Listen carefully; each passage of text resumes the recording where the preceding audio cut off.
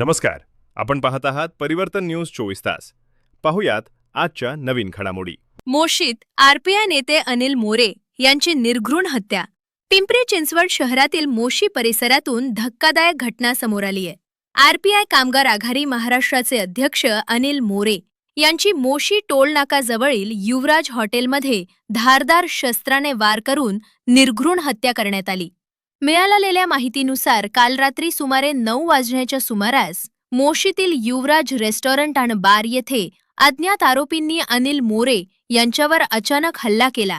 आरोपींनी त्यांच्या मानेवर 1, पोटावर 2 तसेच पायावरही वार केल्याचे प्राथमिक तपासात समोर आले आहे. गंभीर जखमी अवस्थेत रक्ताच्या थारोळ्यात पडलेल्या मोरे यांना तातडीनं मोशी येथील धनश्री हॉस्पिटलमध्ये दाखल करण्यात आले. मात्र डॉक्टरांनी त्यांना मृत घोषित केले.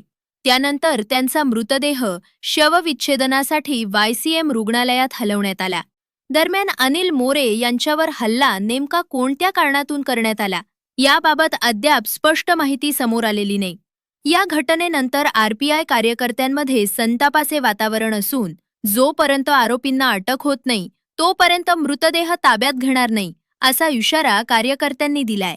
घटनेनंतर मोशीतील युवराज रेस्टॉरंट आणि बार परिसरात पोलिसांचा मोठा बंदोबस्त तैनात करण्यात आला असून पोलीस आरोपींचा शोध घेत आहेत. वैभव रोकडे, आरपीआय कामगार आघाडी अध्यक्ष आहे. रात्री 9:30 वाजता अज्ञात लोकांनी आमचे भाऊ आरपीआय कामगार आघाडी महाराष्ट्र राज्याचे अध्यक्ष त्यांच्यावर प्राणघातक हल्ला करून ते फरार झाले.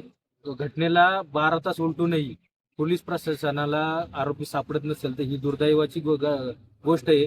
आणि ज्या हॉटेलमध्ये हे सगळं कृत्य झालं ते हॉटेल 9:30 वाजल्यापासून 2 वाजेपर्यंत उघडा असून तिथं कस्टमर येऊन दारू विक्री झाली तर पोलीस याच्यावर काय करते? पोलीस स्वतः तिथं उभं राहून आतमध्ये कस्टमर जाऊन ते मटेरियल घेऊन जातात तरी त्याच्यावर कारवाई नाही झाली. आम्ही जाऊन तिथं सांगितल्यानंतर ते हॉटेल बंद झाले. म्हणजे याच्यात पोलीस प्रशासनाचा हलगर्जीपणा आहे.